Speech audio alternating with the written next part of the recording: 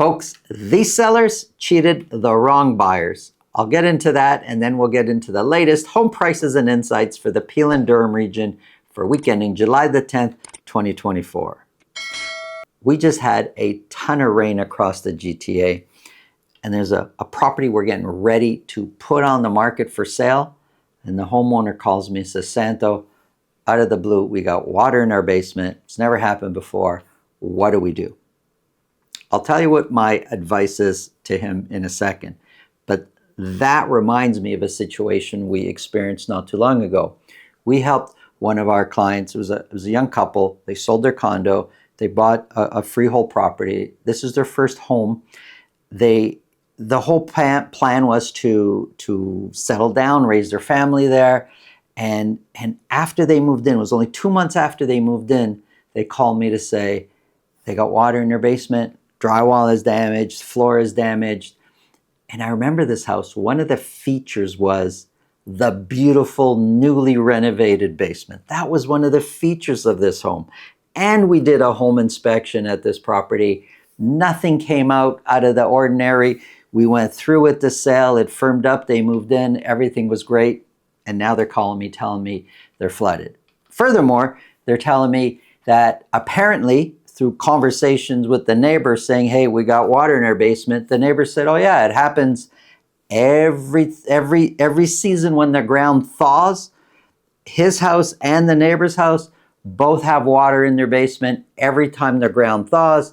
And the neighbor was under the impression that the seller of the property we bought had fixed it and then finished the basement and then put the home on the market.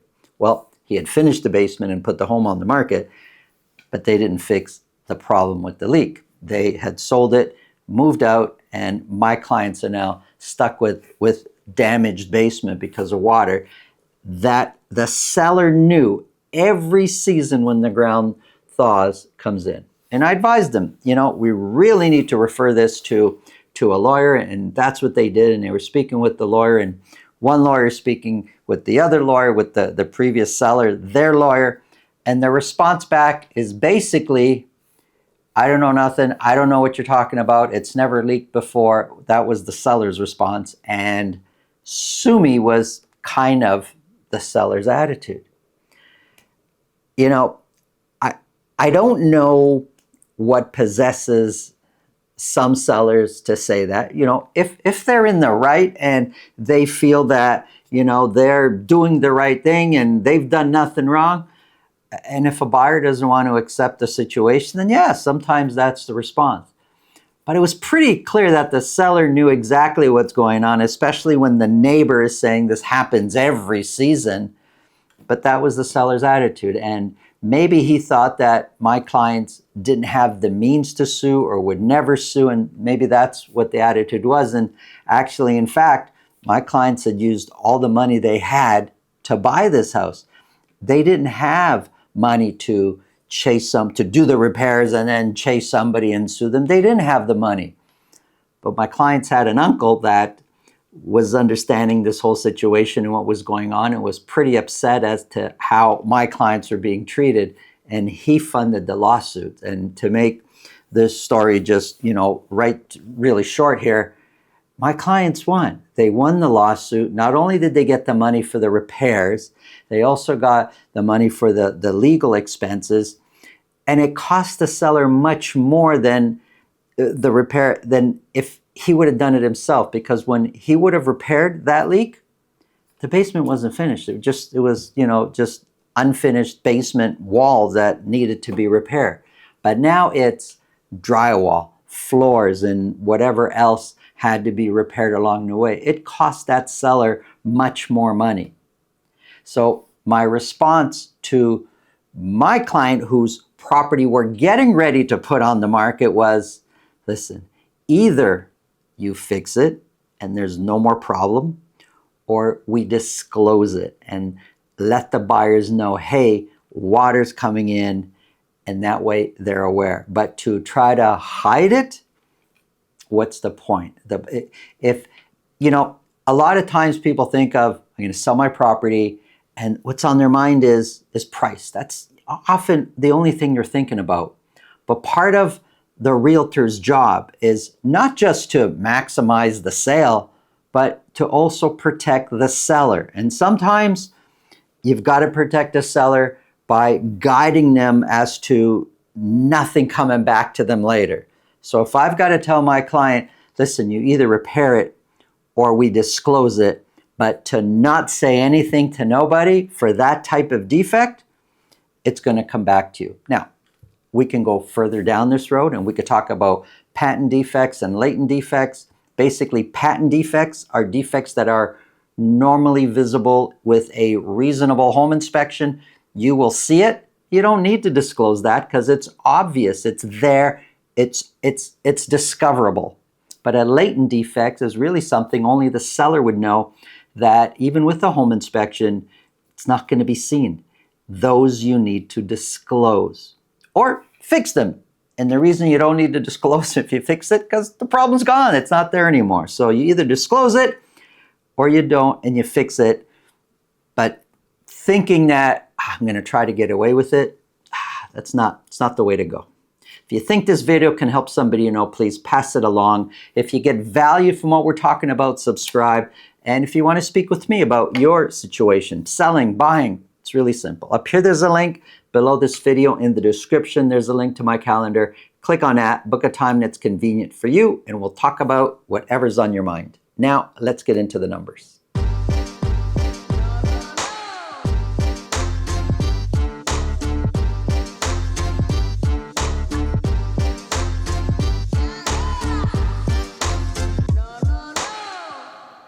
Folks, we've got this awesome townhouse available for sale in Brampton. It's a 4-bedroom plus a big den, over 2,300 square feet, and it backs out onto a ravine. If you're looking for a townhouse like this, there's very few you'll find like this. Check out the video at the end of this video. Now, let's take a closer look at some of these real estate numbers here. We're focused only on detached properties.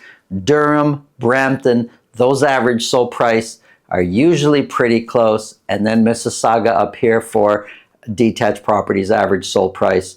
Let's get started. We're going to start off with Mississauga. For week ending July the 10th, 39 detached properties were sold. It's just one more than what we sold the previous week. 4 of those were at $2 million or more. Average sold price is $1,483,000. Average sold price in Mississauga for detached properties over the last month and a half or so has been trending down. Compared to last year, 1,483 is 3% lower year over year. The median price is 8% lower. Now the dotted line, that's a 4-week moving average. And you can see both average price and median price have been trending down since the end of May or so, the end of May, beginning of June. 39 were sold, 31% sold at list price or more. Listings up from the previous week. Active listings was climbing. Over the last few weeks, it's kind of coming down slightly, but it's still pretty much up there. And months of inventory, same as the previous week, sitting at 4.1.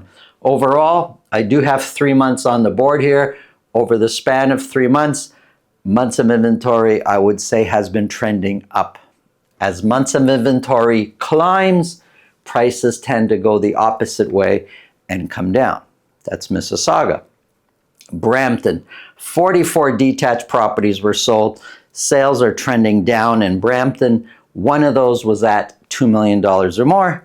Average sold price, it is up from the previous week to $1,166,000, but overall, over the span of 2 or 3 months, average prices in Brampton have been trending down. Compared to last year, 1,166 is 4% lower. The median price is 9% lower. 18% of the 44 that sold at list price or more. That's not a lot, 18%. Listings up from the previous week. Active listings is increasing. Just so we're all on the same page here, as active listings increases, meaning there's more and more properties available for sale. If sales are not climbing, that means there's more and more properties sitting unsold, means buyers have more choices, and more choice tends to bring prices down. Months of inventory sitting at 4.8. It's the highest we've seen in a long time. Months of inventory is trending up and prices are trending down. That's for Brampton detached properties. Durham. Now for Durham, I'm using Pickering, Ajax, and Whitby as my Durham sample. 50 detached properties were sold, which is way up from the previous week, but kind of in line what we've been selling over the last 2.5 months. So 50 detached properties were sold. One of those was at $2 million or more.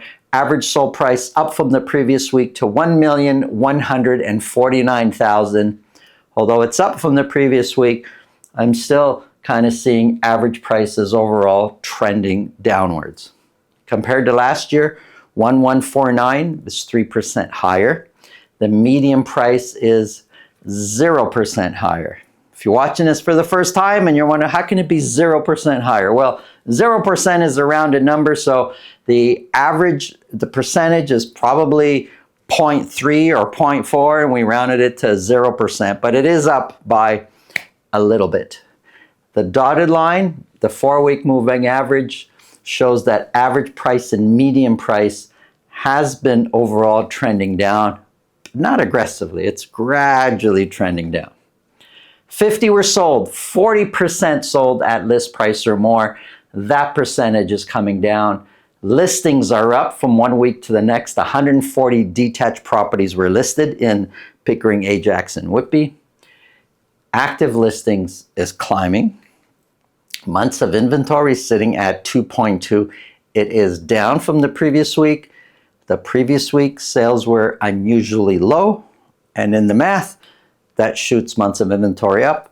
But 2.2 is more in line with the increase we've been seeing over time. So 2.2 months of inventory, months of inventory is going up, prices are coming down. Here's a quick summary. Pretty much in most areas, for detached properties, you're gonna be more inclined to experience a balanced market. There's some pockets, some price points, some home types. It's still going to be competitive, but pretty much a balanced market in most areas is what you're going to experience. Thanks for watching. Have an awesome day.